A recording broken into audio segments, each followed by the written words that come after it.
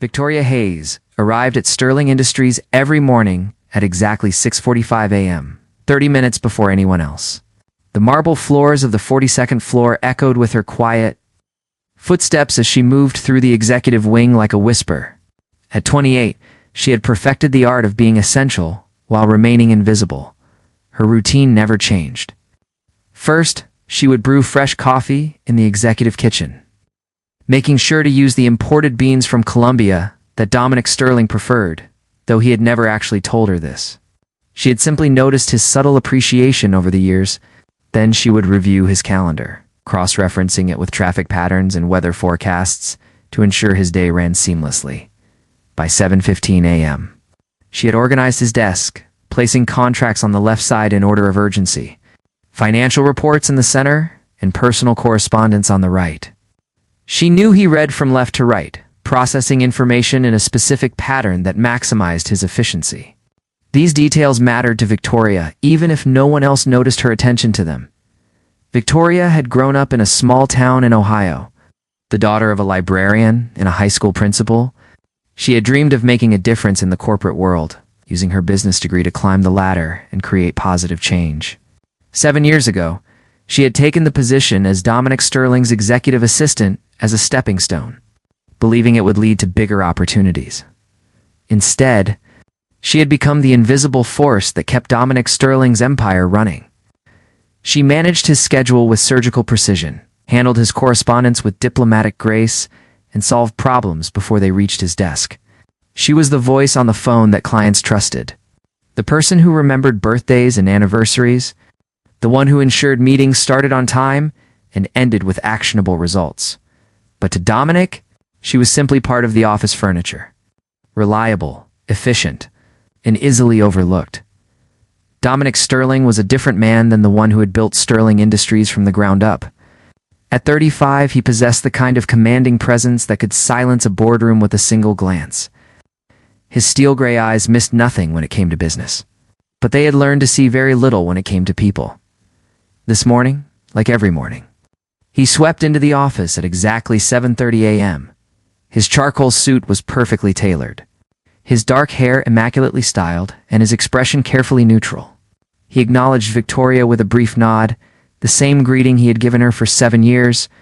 "Good morning, Mr. Sterling," Victoria said softly, falling into step beside him as he headed toward his corner office. "Your first meeting has been moved to 9 a.m. due to traffic delays downtown. I've prepared alternative proposals for the Henderson account, and the quarterly reports are on your desk for review." He paused at his office door, turning to look at her for perhaps the first time in months. For a brief moment, something flickered in his eyes as if he was seeing her clearly. Victoria felt her heart skip, hoping for some sign of recognition, some acknowledgement of the person behind the professional facade. "Thank you, Victoria," he said simply, then disappeared behind his office door. Victoria stood there for a moment longer than necessary, feeling the familiar sting of disappointment. She had hoped for more, always hoping for more. But Dominic Sterling was a man who had built walls around his heart so high that even she couldn't climb them. What Victoria didn't know was that Dominic's coldness wasn't natural. 3 years ago, he had been engaged to a woman named Catherine, a brilliant marketing executive who had understood his vision and supported his dreams. They had planned a future together, complete with children and shared ambitions. But Catherine had died in a car accident 2 weeks before their wedding, leaving Dominic shattered and unable to trust his heart to anyone again. He had thrown himself into work, using Sterling Industries as both his salvation and his prison. The company had flourished under his relentless drive, but Dominic himself had withered emotionally. He had noticed Victoria more than she realized. He saw how she anticipated his needs, how she handled difficult clients with grace, how she worked late into the evening to ensure his projects succeeded. But acknowledging these things would mean acknowledging his feelings. And Dominic Sterling had decided long ago that feelings were a luxury he could no longer afford. The morning progressed with its usual rhythm. Victoria coordinated 3 conference calls, rescheduled a client dinner, and reviewed contracts for the new Seattle expansion. She moved through her tasks with quiet efficiency. Her presence felt, but never truly seen. During lunch, while Dominic met with potential investors, Victoria sat at her desk eating a simple salad, and reviewing the afternoon schedule. The office was quieter during this hour, and she allowed herself a moment to look out the floor-to-ceiling windows at the city below. Sometimes, she wondered what would happen if she simply didn't show up one day. Would the meeting still happen on time? Would the coffee still be perfect? Would anyone notice that the heart of Sterling Industries had stopped beating? As the afternoon wore on, Victoria found herself stealing glances at Dominic's office.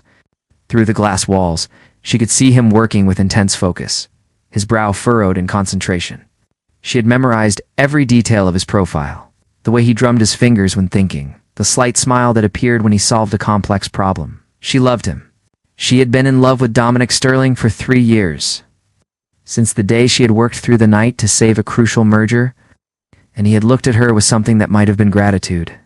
But love from a distance was a lonely thing, especially when the object of your affection seemed determined to keep the world at arm's length. At 6 p.m., as the office began to empty, Victoria prepared to leave. She gathered her things, ensured Dominic's tomorrow was as organized as his today, and headed toward the elevator. As she waited for the doors to open, she heard his voice behind her. "Victoria." She turned, her heart racing with hope. Dominic stood in the doorway of his office, his tie loosened, looking more human than she had seen him in months.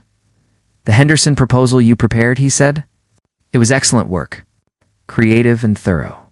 "Thank you, Mr. Sterling," she replied, fighting to keep her voice steady. "I'm glad it met your expectations." He seemed to want to say more. And for a moment, Victoria thought he might step closer, might finally see her as more than just his assistant. But then his expression shuddered again, and he simply nodded. "Have a good evening," he said.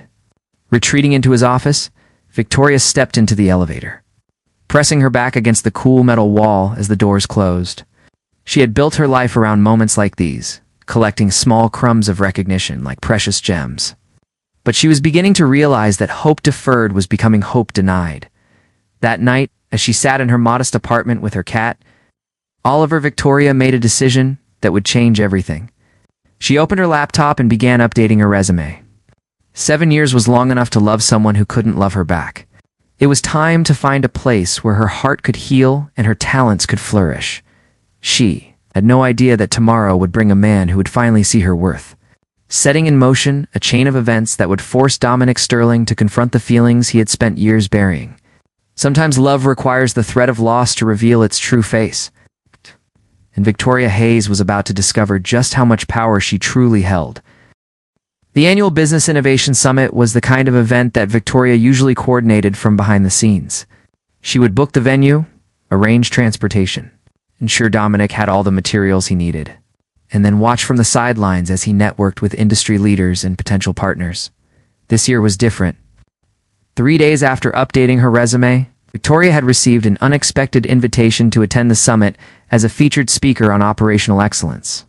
Her presentation on streamlining corporate efficiency had been noticed by the event organizers, who had seen her work through various industry publications where her insights were often credited to Sterling Industries rather than to her, personally. For the first time in 7 years, Victoria would be attending a business event not as Dominic's assistant, but as a professional in her own right. She stood in front of her bedroom mirror, adjusting the navy blue dress she had bought specifically for the occasion. It was the first time in years she had purchased something for herself that wasn't practical or subdued. The dress was elegant but confident, professional yet feminine. Her sister had helped her with her hair, styling it in loose waves instead of the tight bun she wore to the office. "You look beautiful, Vic," her sister Emma had said. "More importantly, you look like yourself." Victoria hadn't understood what Emma meant until now. Standing in her hotel room, preparing to step into a world where she wasn't defined by someone else's schedule or needs, she looked like a woman who had something valuable to say. The summit was being held at the Grand Metropolitan Hotel, gleaming tower of glass and marble in the heart of downtown. Victoria arrived early, as was her habit, and spent a few moments in the elegant lobby, watching other attendees network and exchange business cards. Victoria Hayes. She turned at the sound of her name, spoken by a warm, confident voice. A man approached her, tall and lean with dark hair, touched by silver at the temples. He had the kind of smile that reached his eyes, and when he extended his hand, his grip was firm but not overwhelming. "Nathan Cross," he introduced himself. "I've been looking forward to meeting you. Your presentation on operational systems integration was brilliant. I've implemented several of your suggestions in my own company. Victoria felt a flush of surprise and pleasure. Thank you, Mr. Cross. I wasn't aware that anyone outside of Sterling Industries had seen that work. Please, call me Nathan. And yes, your insights have been circulating in industry circles for months. The efficiency improvements you outlined saved my company nearly $2 million last quarter. Nathan Cross was the CEO of Cross Tech Solutions, a rapidly growing firm that specialized in sustainable business practices. At 40, he had built his company from the ground up, focusing on innovation and treating employees as partners rather than resources. He was known for his collaborative leadership style and his ability to see potential in people that others overlooked. I have to ask, Nathan continued, why isn't someone with your expertise in a senior leadership position? The strategies you've developed are boardroom-level thinking. Victoria felt heat creep up her neck. It was a question she had asked herself countless times, but hearing it from someone else made her realize how little she had advocated for herself over the years. I suppose I've been focused on supporting others rather than promoting myself, she said carefully. Nathan studied her face with genuine curiosity. Well, that's about to change. Your presentation today is going to open a lot of eyes, including mine, if I'm being honest. I've been looking for someone to head up our new efficiency consulting division. Someone who understands that true productivity comes from understanding people, not just processes. Before Victoria could respond, she spotted Dominic across the lobby. He was speaking with a group of investors, his posture rigid and professional. When his eyes found hers, she saw something flicker across his face. Surprise, perhaps, or confusion. He wasn't used to seeing her outside the context of their office. Excuse me for a moment, Victoria said to Nathan. Feeling pulled by years of habit to check in with her boss, she approached Dominic's group, waiting for a natural break in the conversation. When Dominic noticed her, he stepped slightly away from the others. Victoria, I didn't expect to see you here. I'm speaking today, she said simply. On operational excellence? Something shifted in Dominic's expression. For the first time, he seemed to truly see her, not as his assistant, but as a professional colleague. She was wearing a dress he had never seen. Her hair was styled differently, and she carried herself with a confidence that caught him off guard. You're speaking, he repeated. As if processing this information, guess the organizing committee reached out to me. Directly based on some of my published work, Dominic felt an odd sensation in his chest. Pride mixed with something else he couldn't quite identify. Victoria had been publishing industry articles and he hadn't even known. How much of her professional life existed beyond his awareness? That's excellent, he said, though his voice sounded strange to his own ears. I'm sure you'll do well. Victoria nodded and excused herself, returning to where Nathan was waiting. Dominic watched as Nathan placed a gentle hand on her lower back, guiding her toward the conference rooms. The gesture was subtle, but unmistakably protective, and Dominic felt something cold settle in his stomach. Victoria's presentation was scheduled for 10 a.m. in the main conference hall. Word had spread quickly about her practical insights, and the room was packed beyond capacity. Victoria stood at the podium, looking out at an audience of CEOs, department heads, and industry leaders, all waiting to hear what she had to say. She began speaking about efficiency, not as a matter of cutting costs or increasing speed, but as a way of creating systems that honored both productivity and humanity. She talked about understanding the people behind the processes, about building workflows that accounted for human strengths rather than trying to eliminate human elements. Dominic had slipped into the back of the room, watching as Victoria commanded the attention of some of the most powerful people in their industry. She spoke without notes, her voice clear and confident. She answered challenging questions with thoughtful precision and illustrated complex concepts with real-world examples. This was not the quiet woman who brought him coffee and managed his calendar. This was a leader, a visionary, someone who had been hiding her light under a bushel for far too long. When the presentation ended, the applause was sustained and enthusiastic.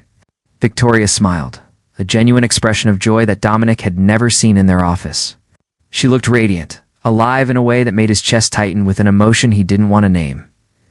Nathan was the first to reach her as she stepped down from the stage. He took her hands in his his face bright with admiration. "Victoria, that was extraordinary. You have a gift for making complex ideas accessible. I meant what I said earlier about the position with my company. I'd like to offer you the role of Vice President of Strategic Operations. The compensation would be triple what you're making now, plus equity and full creative control over building the department." Victoria stared at him, hardly able to process what she was hearing. Triple her salary. A vice president position. Creative control. Recognition for her ideas and contributions. "I don't know what to say," she managed. "Say you'll consider it," Nathan said warmly. "Take all the time you need. But Victoria, you deserve to be somewhere that sees your worth."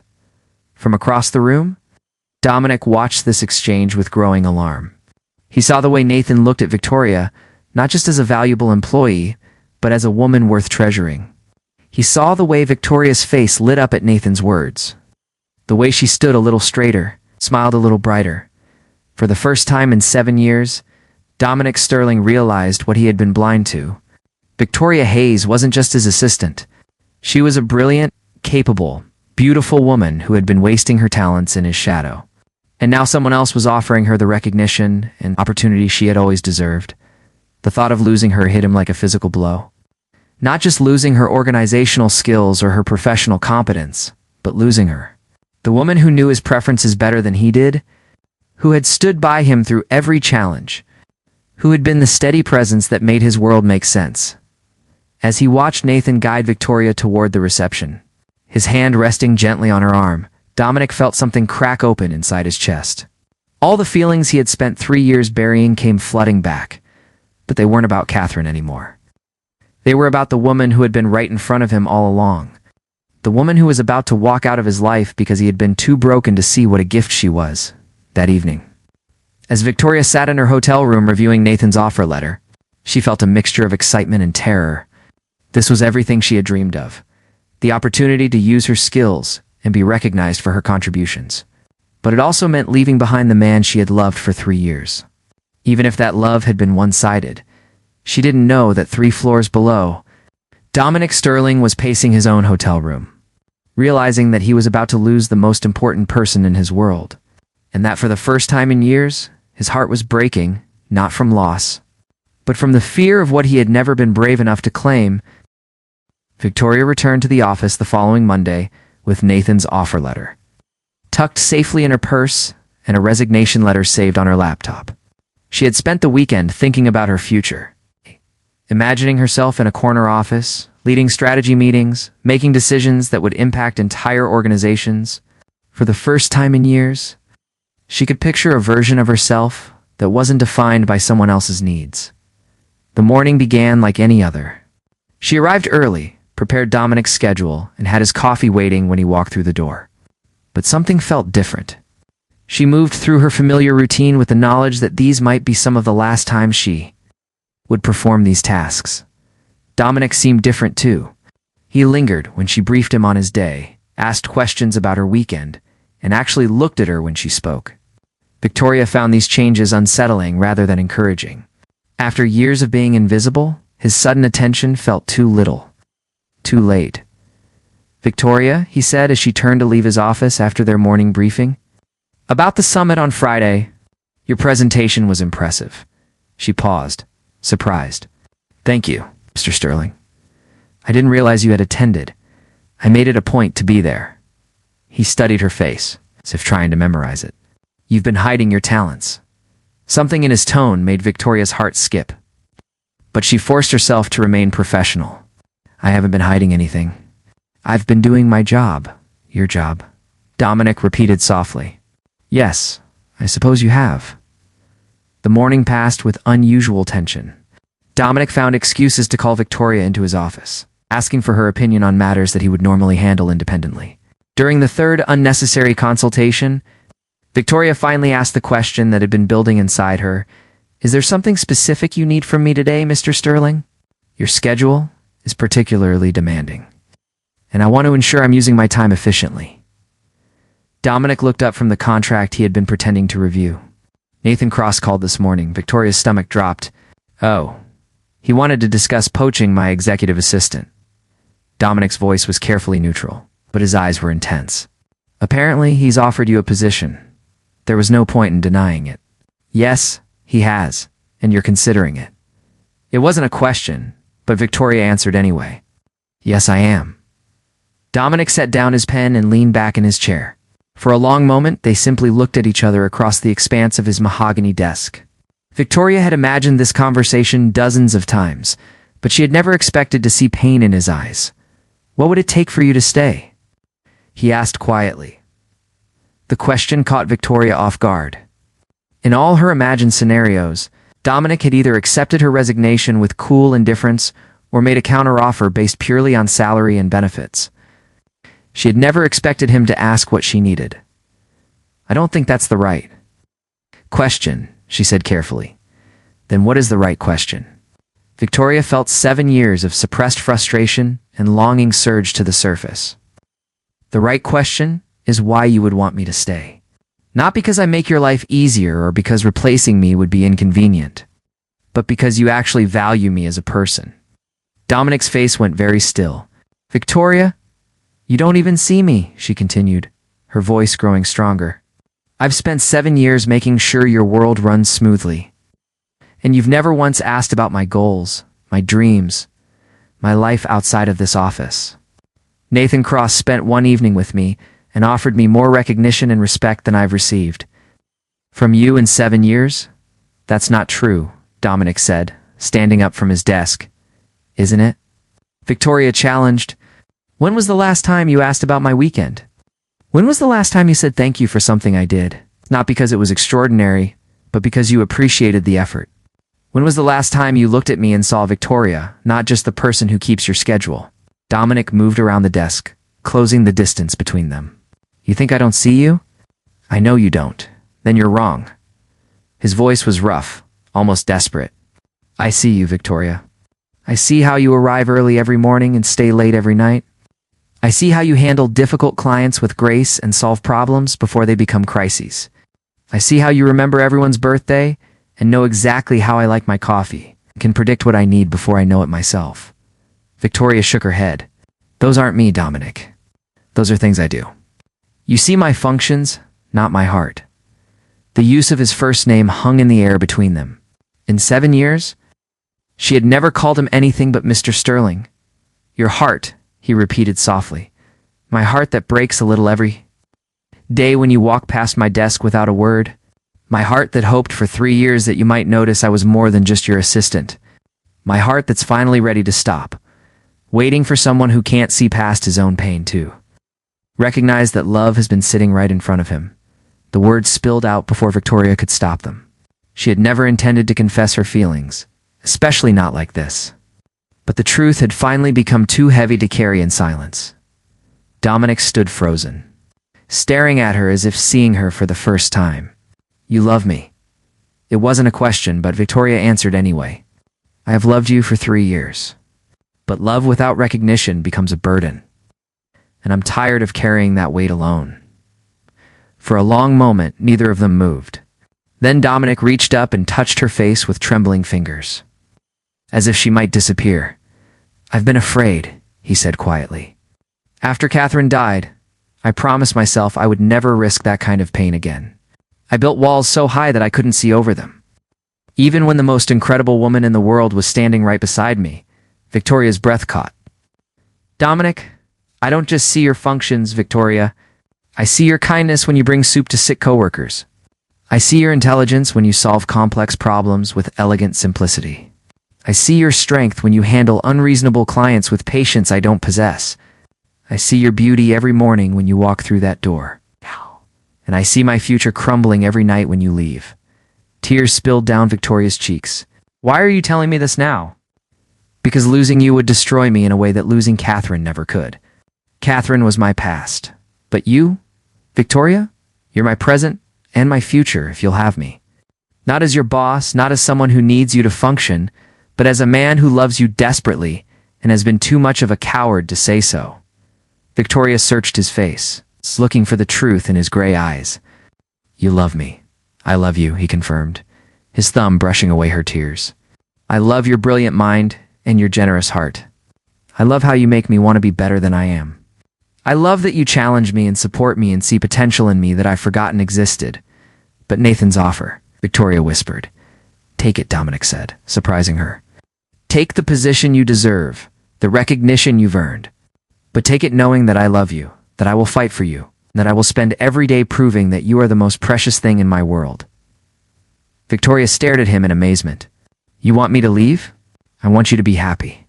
If that means leaving Sterling Industries to build your own legacy, then that's what I want for you. But I also want the chance to court you properly, to take you to dinner and bring you flowers and show you that you are cherished, not just needed.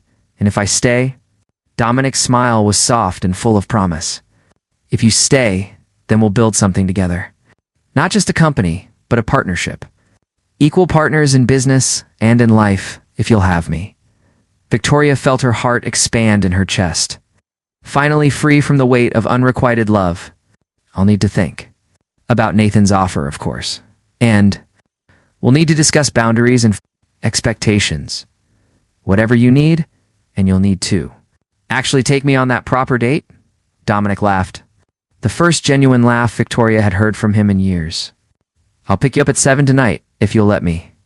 Victoria smiled, feeling like she was stepping into a new version of herself, one who was valued and cherished and seen.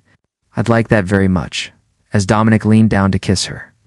Victoria realized that sometimes love doesn't require grand gestures or perfect timing. Sometimes it just requires the courage to be vulnerable, and the wisdom to recognize that the greatest treasures are often found in the most familiar places. She had spent 7 years loving a man who couldn't see her worth, but in the end, it wasn't her love that had been the problem. It was his fear. And now, with the threat of losing her forever, Dominic Sterling had finally found the courage to love her back, whether she stayed at Sterling Industries or accepted Nathan's offer. Victoria knew that her days of being invisible were over. She had found her voice, claimed her worth, and discovered that true love was about seeing and being seen, about partnership rather than servitude. The cold millionaire had finally warmed his heart, but only when faced with the possibility of losing the woman who had been warming it all along.